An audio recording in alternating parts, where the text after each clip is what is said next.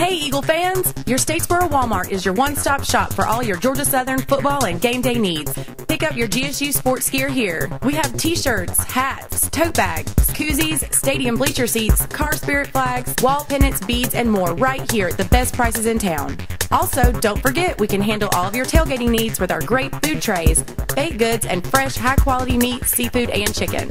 Walmart, save money, live better, Walmart. On this week's show, game week is finally upon the Georgia Southern Eagles. We hear from Coach Fritz and Eagle players as well as the head man at West Virginia as the Eagles prepare for their first ever trip to Morgantown.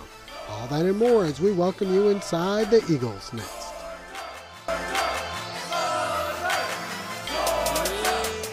And welcome inside the Eagles Nest. I'm your host, Josh Aubrey, being joined as always by the Georgia Southern beat writer and sports editor for the Statesboro Herald, Mike Anthony. And Mike, finally it's here. It's game week, Saturday. Georgia Southern on the road at West Virginia. Should be an interesting matchup.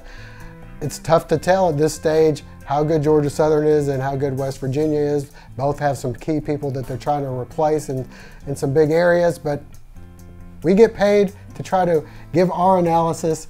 Let me hear what you have to say about the big game coming up at West Virginia. Well, I think it's really going to come down to what it so often does in any Georgia Southern game, how the Georgia Southern offense can establish itself, how it can execute, especially against West Virginia, which wasn't the greatest against the run last year, but they do bring a lot of guys back, a lot of experienced guys. However, they run almost as unique a defense as Georgia Southern does in offense. A 3-3-5, it's a little bit goofy looking. They like to blitz a lot, but some of their coaching staff saying that that might not be what they want to do against the option. To me, the biggest problem might be up front with the offensive line, not so much that they're replacing 4 starters from last year, but just finding a guy to block. When there's only 3 guys on the line, you need to make sure that the right guy is going to the next level. If you end up with 3 guys blocking a lineman, chances are that there's a linebacker running free at the ball. And they have a couple of big linebackers and a fairly big offensive and defensive line. I guess the big question mark for West Virginia is more their guys that they're replacing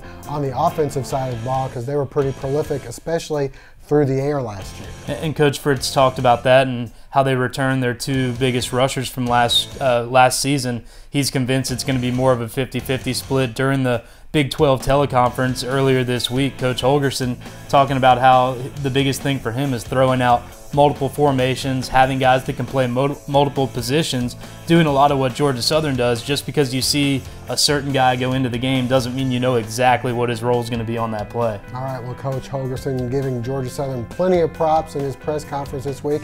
Here's some from him. They don't have the name recognition of an Alabama, but within our coaching fraternity, they got plenty of name recognition. You know, myself and the staff understands who they are, what they've accomplished, the talent that's in Georgia. I know I started coaching there. They know what kind of players they got, know what kind of players they get, and they're used to winning. And they expect to win. You know, they won 9 1A games last year. Should have won 2 more, and you know, barely lost to NC State, barely lost to Georgia Tech. They were winning in both those games, almost won the Georgia Tech game. So. Good team. Everybody knows they beat Florida 2 years ago, and we know what kind of players that Florida got. So the challenges offensively that they possess, although we all know that they're on their 2nd quarterback, there is plenty of games last year where they were on their 2nd quarterback. The Upshaw kid came in lots of different situations. He's going to be a year older. He's going to understand what to do. Once we start watching the tape with our players today, they're going to see the quality of an opponent, and they're going to understand that this is a difficult task, and we need to make sure that we prepare the way we know how to prepare in order to play this game. Well, you heard Coach Holgorsen really talking about how Georgia Southern's offense, I guess for them, they're feeling it's a good thing that they've had a lot of time to work on preparing for Georgia Southern, as opposed to this being the 2nd or 3rd game of the year.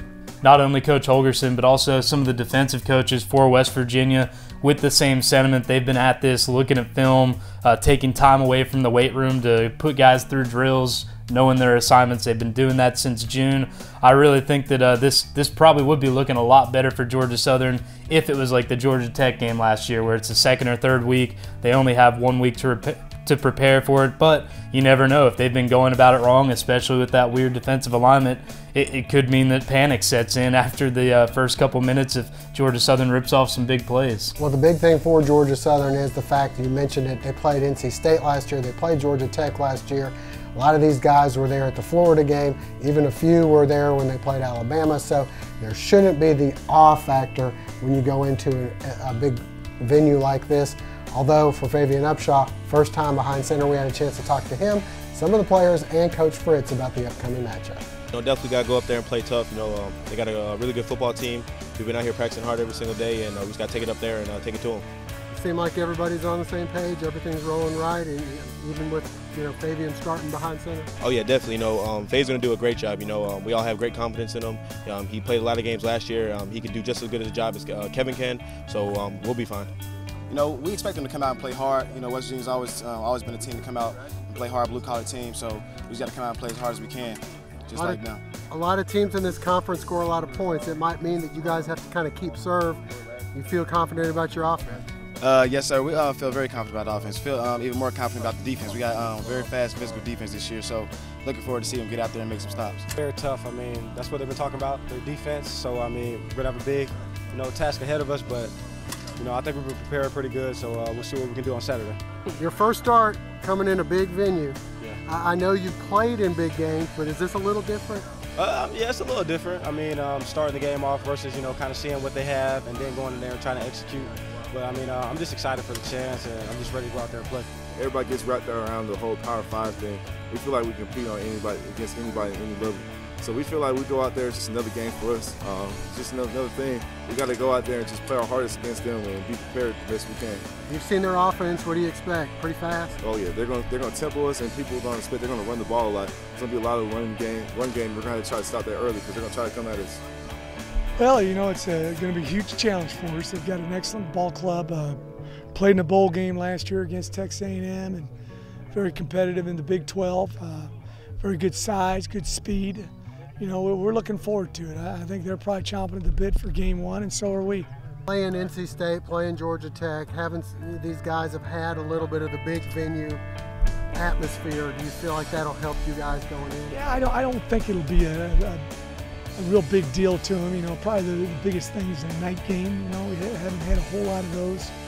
We've had a couple opportunities to practice at night here early, and so I don't think that'll be a big deal.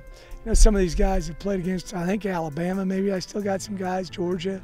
Then obviously Florida and Georgia Tech and NC State last year. So I don't think the size of the stadium is going to do much to our psyche. When you look at them on film, video, whatever, what stands out to you about West Virginia? They're big. I got a big offensive line is 6'4", 6'5", 310, 315 pounds. Very good speed, big backs. Defensively, they bring something a little different as far as their defensive structure. They're a three-man front, and you don't see a whole lot of that. Particularly against a run team like us, we very seldom see that. So they're more of a 3-3 configuration, and we don't see a whole lot of that. Well, again, that game is on Fox Sports South, and it's a 7:30 kickoff. Hopefully you can get up there. If not, at least it's on TV where many people have a chance to see it. Well, Mike, before we go, some other sports going on. You have soccer, you have volleyball, men's and women's soccer. Right now, things haven't been going too well for Georgia Southern.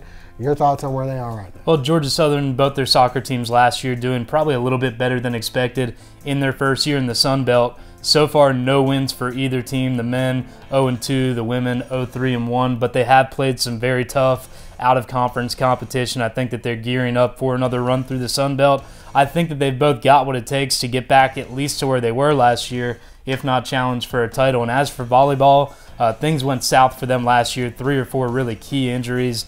Lost for the season last year when they were expected to do well. They ended up finishing near the bottom of the conference. So far, 2-2 this year after a tournament down in Florida. They'll get an all-Georgia tournament this week. They go up to Athens. They'll play Kennesaw State, Georgia Tech, and Georgia. They can get things turned around. They've got a lot of those girls back from last year. I look forward to a lot better things from the volleyball team. All right, well, before we go, it'd be remiss if we didn't mention the big news that came out from the Sun Belt, and mentioned in the Sun Belt earlier, with Coastal Carolina about to join next year, I guess, in all sports but football, then football in the next year, which will set up the opportunity for a Sun Belt championship, which we were told when Georgia Southern entered the league, you'll be able to do this pretty quick.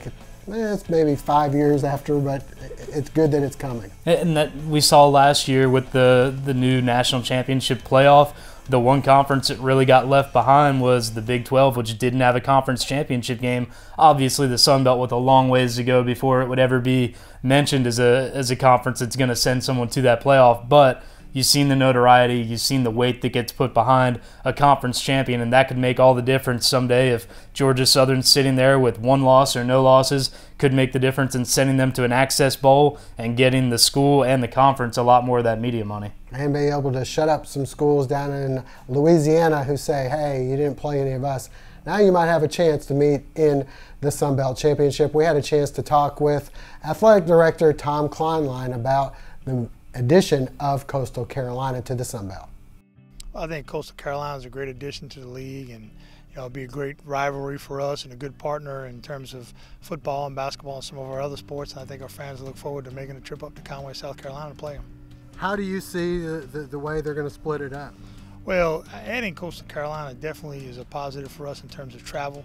It allows us to divide the league into two divisions, creating a travel partner for Appalachian State, and traveling a partner that's close by for us to travel to is a huge advantage. So I think it helps our student-athlete travel. It actually helps our basketball travel more than it does anything else.